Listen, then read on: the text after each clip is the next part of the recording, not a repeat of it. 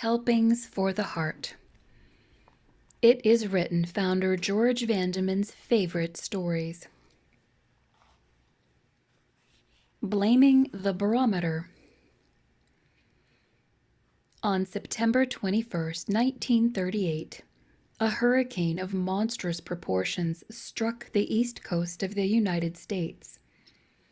At the height of the storm, an immense wall of ocean water came crashing ashore between Babylon and Patchogue, Long Island, New York. That initial storm wave was so powerful that a seismograph in Sitka, Alaska, recorded the impact. The spray from that huge wave raced northward at more than 100 miles an hour and whitened windows in Montpelier, Vermont, with brine. For some reason, the meteorologist, who should have known what was coming and should have warned the public, seemed strangely blind to the impending disaster.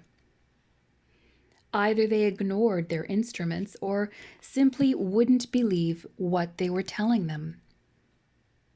And of course, if the forecasters were blind, the public was as well.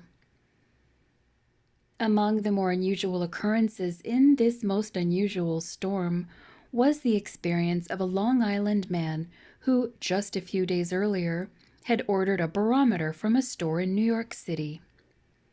The instrument arrived in the mail on the morning of September 21st, just hours before the storm and the freak wave that would strike Long Island in the early afternoon. The man was irritated to see that the needle of the barometer registered below 29, where the dial indicated hurricanes and tornadoes. Something was obviously wrong with the instrument. He shook it. The needle didn't move. He thumped it. He banged it carefully against the wall. Still, the needle remained fixed, pointing to hurricanes and tornadoes. The man put the barometer back into its box, drove to the post office, and mailed it back to the store for a refund. While he was at the post office, his house blew away in the storm. That's the way we are sometimes.